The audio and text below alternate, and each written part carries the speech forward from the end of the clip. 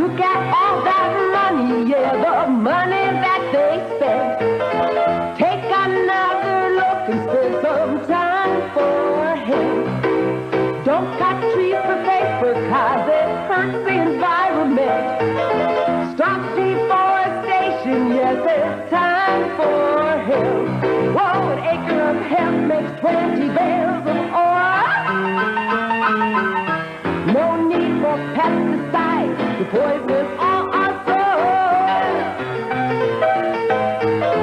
People got no food, they got no clothes, they got no rent.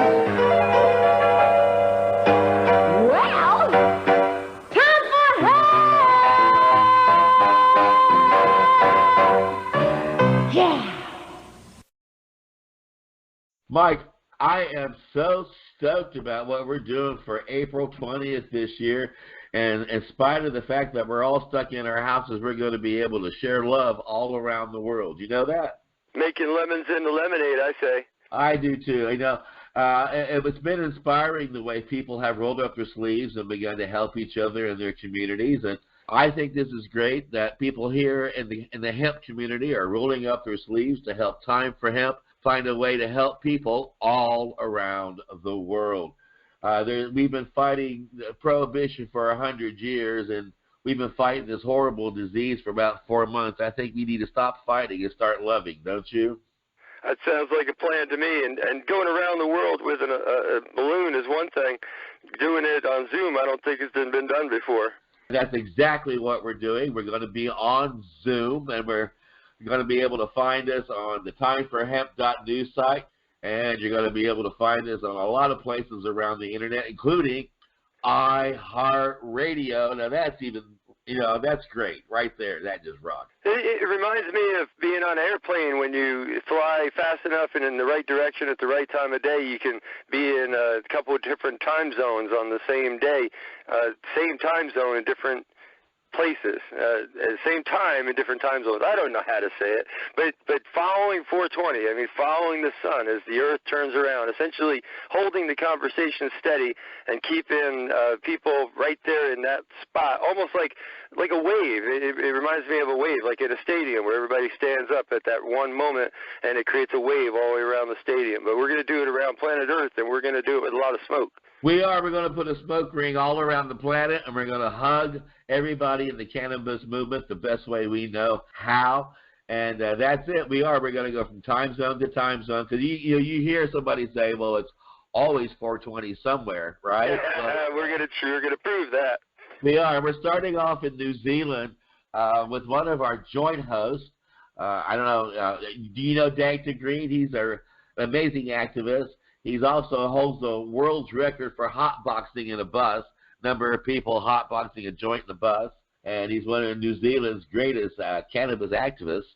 Well, and it was Dagta who came up with the idea, that kind of kicked this off, because they got a lot of things to vote for this year in New Zealand, one of which is helping to end cannabis prohibition, and Dagta wants the whole world to know that he needs their help. And he would like it for them to tune in and watch the elections and maybe let his prime minister know that everybody around the world thinks it's time for hemp and it's time to end cannabis prohibition and let medical patients get their medication without being arrested. Well, I think kicking off this world tour of cannabis activists and enthusiasts on 420, at 420, every single point around the globe, starting it there in New Zealand and coming back around and ending it back at the other side of his door is going to be a lot of fun, and I think it's a great way to tie him in with the rest of the world and let the rest of the world know what New Zealand is up to right now. And we're going to have a couple of other joint hosts as well. I think you're aware of that, right? He says coyly. Casper has put me on as a co-host where we're each going to be splitting up a piece of the globe. It's going to be a lot of fun. We've never done anything like this before. Everything's an experiment here on Time for Hemp, but this is more experiment than usual. And, a lot of people aren't aware of all the hard work you've done, so this gives people a chance to learn more about you and your work with veterans. Well, sure. I appreciate that. Veterans for Medical Cannabis Access is my organization, and we're out there working as volunteers, so we really don't do a lot of promotion. It's always nice to talk about the stuff we're doing and the stuff we've done. And we've got other great people joining us, too, as a joint host as well. Yes. Sonia Gomez, co-founder of Medical Secrets and the host of the Hemp Revolution podcast out there, is going to be joining us. And she's been working really hard, kind of letting everybody understand the CBD revolution, it looks like. Pretty intense business world out there that's formed around little old CBD. Well, Sonia Gomez is going to be helping us trot around the globe. And I know that she understands the necessity of medical cannabis. That's what got her involved with the cannabis community, was her need for medical cannabis. And that's the kind of people we have on board, like her and like Keith Strops, one of our guests right off the bat. You know, Keith and Mark Emery were the first two people that I can think of that were quick to respond to our request to do this global smokeout. Now, Keith's been doing national normal since, I don't know what, when they invented Coca-Cola, I think. I don't know. Quite a while. It was actually before we got high. So that's yeah, you're right. So like in the 1970s, Keith founded National Normal, and he's still kicking it. And I tell you, he's an inspiration. And Mark Emery, oh my gosh, he's gone through a lot, hasn't he? Mark is an amazing fellow. I did an interview with him when I was doing my Collegiate Times writing for Virginia Tech newspaper, and I wrote in the beginning of the article, how does one address a prince? I'm going to be talking to the Prince of Pot tonight, Mark Emery. But in fact, it wasn't Mark who came up with that pithy title. It was the press, CNN, I believe, that named him the Prince of Pot. But Mark and Keith both are part of a very small club that is individuals that have been addressed by entire nations in this cannabis war of ours. In other words, they have represented our movement to the point where they themselves have become singled out by entire governments as a troublemaker, enthusiast. They certainly have. And so has another one of our guests, Mr. Ben Drunkers. He founded Sensi Seeds, and then he turned around later and got busy and came up with putting together a place where we can keep our history alive at the Hash, Marijuana, and Hemp Museum in Amsterdam. Ben is a fellow who's really been so close to my work. He's actually helped pay for some of our work with the World Health Organization that's been so successful. A debt of gratitude to Ben. But even before that, with his museum work, he was an inspiration to me and has been an inspiration to me in the work that I've been doing on trying to collect DEP artifacts and work on the foundation of some kind of museum here in USA. And even before that, he is part of this small group of people that I always picture Ben selling hashish out there in the square during a concert, like in the 60s at some point, because that's what he evidently was. And from that has built a very strong, successful family business around hemp and cannabis seeds in Amsterdam, but also hemp and hemp products. And it's really, I think, shown an honest, hardworking man's way of dealing with cannabis prohibition, at least Dutch style. Well, you might find this of interest. I don't know. I met Ben Drunkers when Jack Hare hired me way back, was it 1990, to run his office while he was on the road promoting The Emperor Wears No Clothes. And Ben Drunkers phoned in with some information he wanted to share with Jack, and I happened to answer the phone, and Ben and I became friends. And then when I launched the Time for Hemp television series in 1991, Ben Drunkers was one nice enough to help underwrite the cost of that way back then. And then, two, he took copies of the show and showed it in his museum on a continuous loop. And that's also the same with Mark Emery. He and Chris Bennett got copies of my show and started showing it up in Canada at the same time. When Mark Emery called in to get his first 5 cases of Jack Hare's book, The Emperor Wears No Clothes, Mark Emery told me that I was the first person he spoke with. And that's when I met Mark, too, when I was working for Jack Hare. So it was Jack Hare that had a big influence on so many of these people. I wish we could have Jack with us. I'm sure he's looking down on us and helping us from beyond.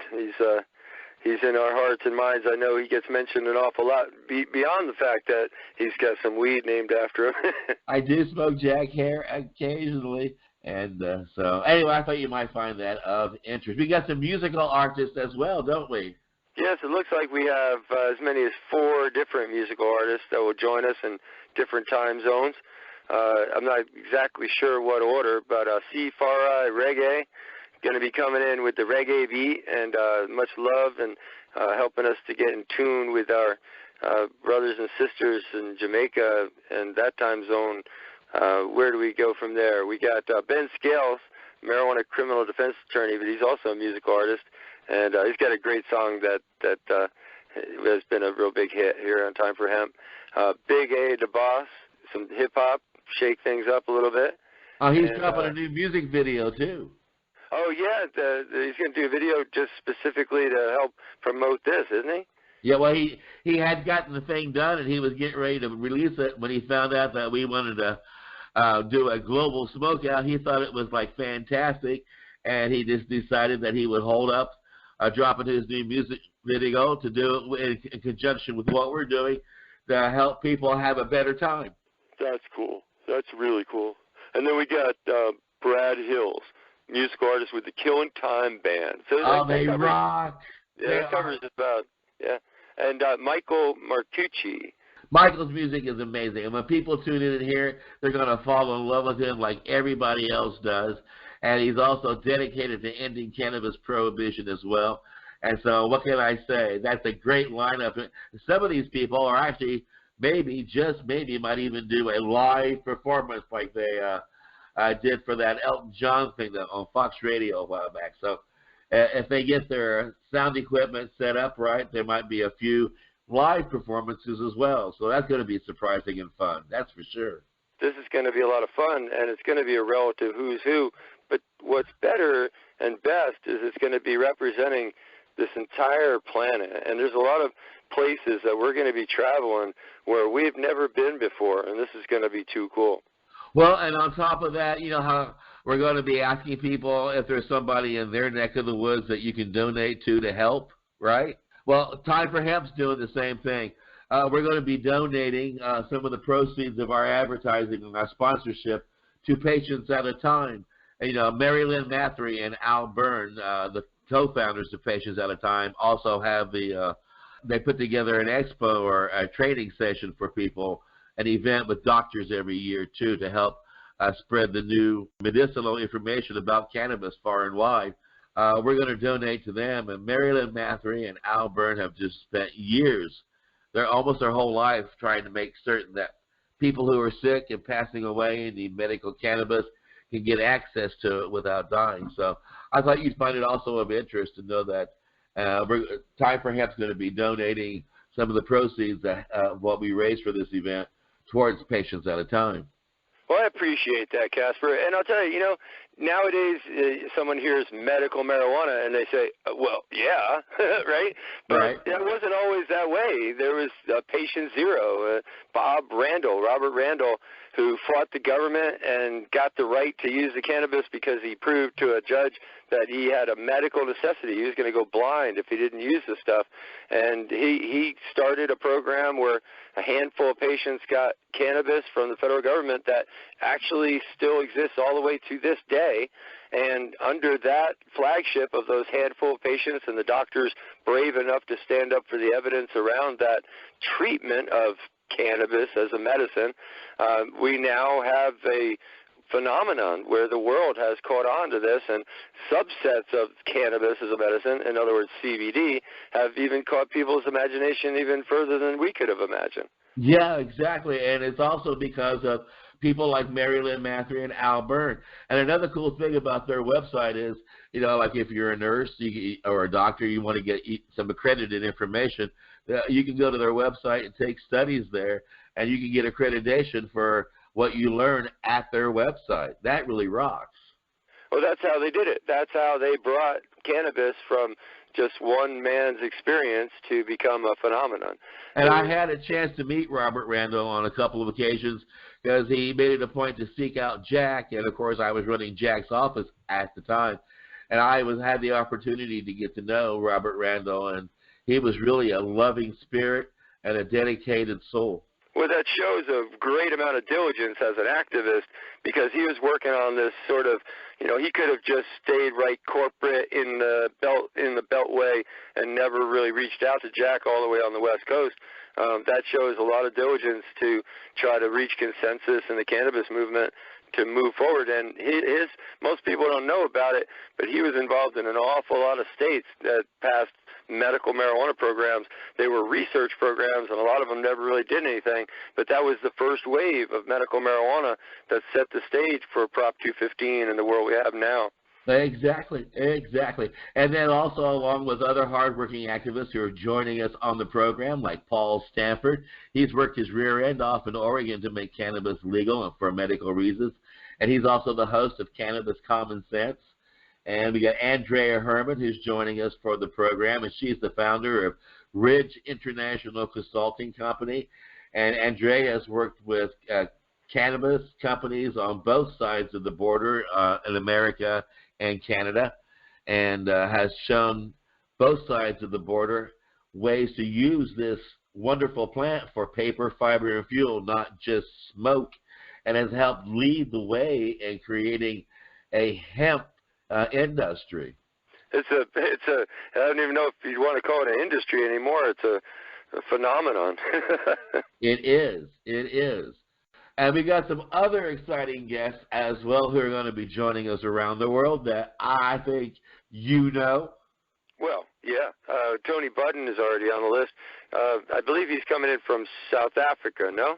I think so. And yeah, so we got a whole crew in South Africa that are going to join us, that I guarantee. Doesn't he have a great website? Well, he's the founder of Hemporium, and got a fantastic line of hemp clothing that you just have to see. I mean, who else we got? Oh, we got a doctor coming on, Dr. Joseph Rosado, and he's author of Hope and Healing. That ought to be interesting. We got a diverse crew here. I hear that book's like the #1 seller right now on Amazon. That's great. And who else do we have? Dashida Dawson, founder of Weedhead. Oh, she's a brilliant businesswoman. Well, a lot of work out there in the real world that she can talk about and kind of help us get grounded. I know we got Bevan Finley on, and he's got a great website called Plant the Seed. And Plant the Seed is to be an aspiring way to help people live healthier, and that certainly is an alignment with the cannabis organizations, because you get so many great foods when you try to use cannabis as a form of nutrition. You can find a lot of ways to make it tasty and wonderful. And we're also going to be joined by a BMI artist and producer. King Stewart is joining us, and that's pretty exciting. The guy has been involved with trying to end prohibition for a long time, and also focused on working on people maintaining their freedoms in life. And so we got quite a bit going on, and there's a couple of others from around the world as well. Yeah, down here on the list, got Weldon Angelos. He's a justice reform advocate, music producer, and filmmaker. And Farid Gaouche, he's coming out of Paris, one of our top activists in the international scene, representing cannabis for planet Earth. This could not be possible if it wasn't for the hard work of Martel Galladay Andrews, who is the founder of Detex Creative. He has been working night and day on this since we come up with the idea, on making certain it all goes off without a hitch, and that when we're all done, everybody feels love, everybody's had a wonderful time, everybody's had a chance to let the world know how help can be sent in their direction if they want it, and let everybody know that they're doing okay on 420, and we can enjoy a 420 moment at 420, because it's always 420 sometime, right? Yeah, and that's a homework assignment, I guess, would be the easiest way to handle that. People, if you don't know someone right off the top of your head, in your local community, somewhere where they take masks, somewhere where they need cash to help with feeding people, housing people, dealing with the overflow and building hospital units, whatever it is that's happening in your neighborhood. Do a little homework before 420 so you could have that snappy ready to type in so people can run with that in your local area and chip in. And who knows, that's a great component of this, the kind of charitable giving, and let's see what we can do with it. And we also want you to know that it's important that you share this with your friends. That's the only way people are going to hear about it. We're going to be updating the guest list. You can find out more at timeforhemp.news in the blog. We're going to have surprises. We know that because we've just kicked off the idea, and already the guest list is overflowing with amazing names. But the most amazing name of all is you, our audience. We're doing this because we want the whole world to know not only how important it is to take time for hemp, but how important it is to take time for love. So we love you, and we want you to tune in and join us with all your family and friends. And remember, the next time you hear me, you'll know that it's time for hemp. Thank you, Michael. Looking forward to it. Oh, it's going to be great, man. Can't wait.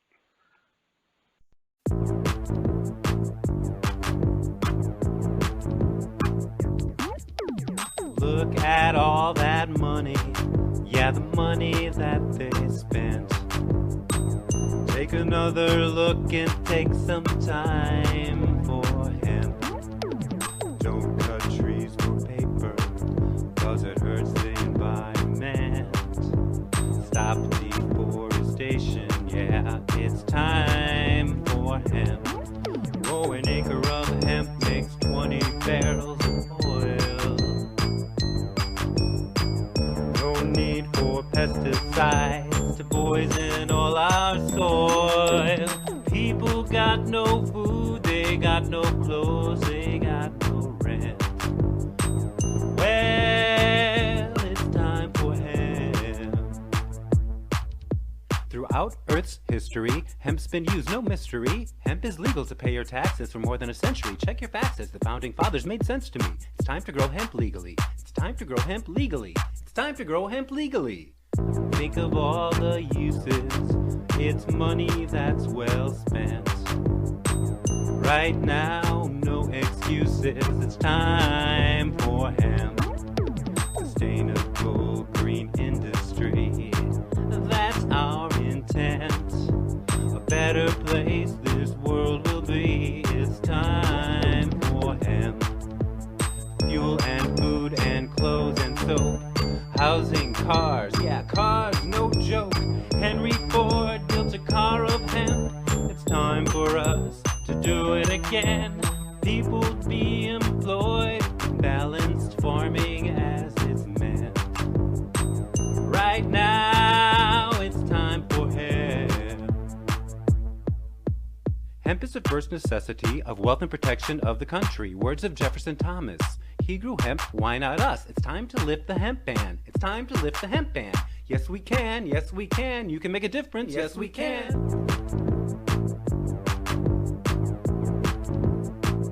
Yes, we can.